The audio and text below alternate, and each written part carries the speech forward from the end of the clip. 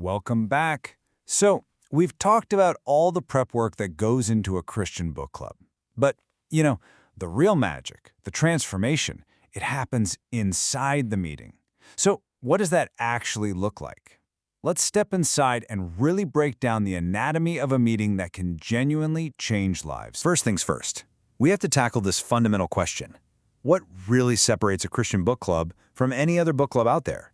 Because honestly, the answer to this single question changes absolutely everything about how you run your meeting. And this slide, well, it gets right to the heart of it. A regular book club, it's often focused on racking up knowledge, right? It's about intellectual debate. But a Christian book club is something else entirely. It's a place of worship. The goal isn't just to learn more stuff, it's to chase after real, biblical transformation. That shift in purpose, that's the game changer. Okay, so how do you actually make that happen? We're going to walk through 5 key moments that bring it all together. We'll start with setting the spiritual tone, then jump into the participant-led discussion, unlock the power of feedback, understand the leader's unique role, and finally, wrap things up with purpose. All right, first up, and this one is maybe the most important, setting the spiritual tone. This is all about how you kick off the meeting with a really clear, sacred purpose from the very beginning. Now, the process is simple, but it's so powerful.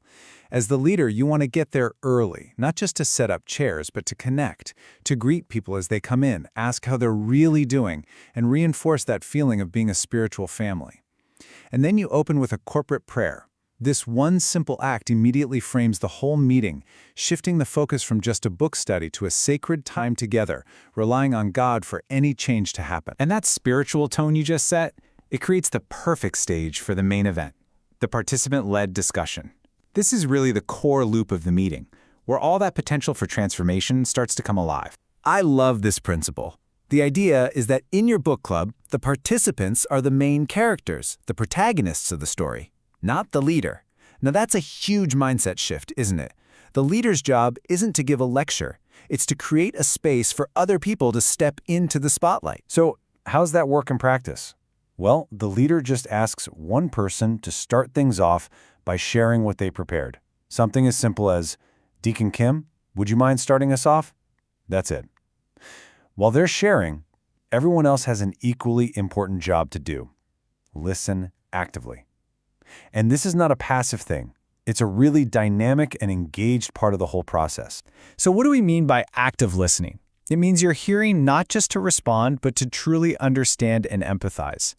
And here's the cool part. While it feels like you're just serving the other person, it's actually an amazing tool for your own growth. As you listen, you can't help but compare their insights to your own.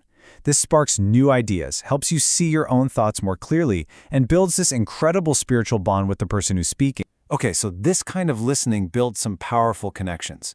The next step is to build on that momentum, which brings us to our third section, the power of feedback, and how it really encourages growth. Here's a super simple but vital habit to get into.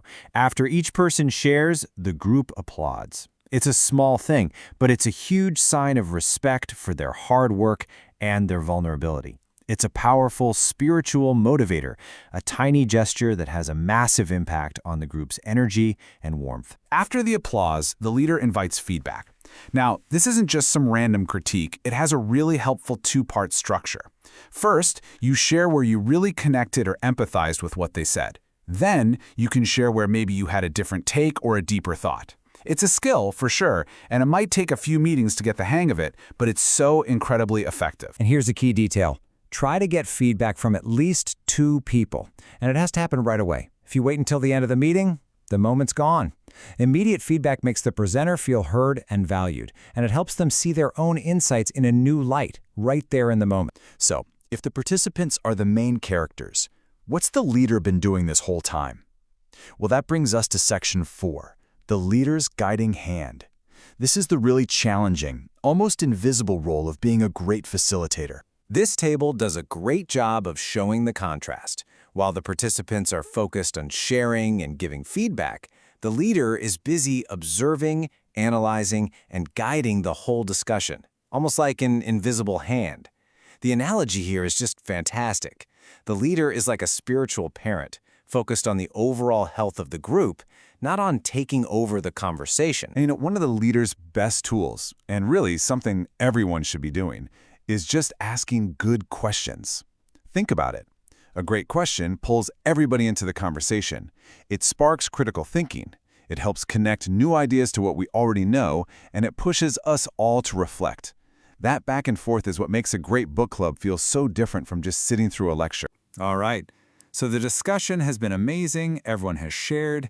How do you land the plane and make sure all those great insights actually stick?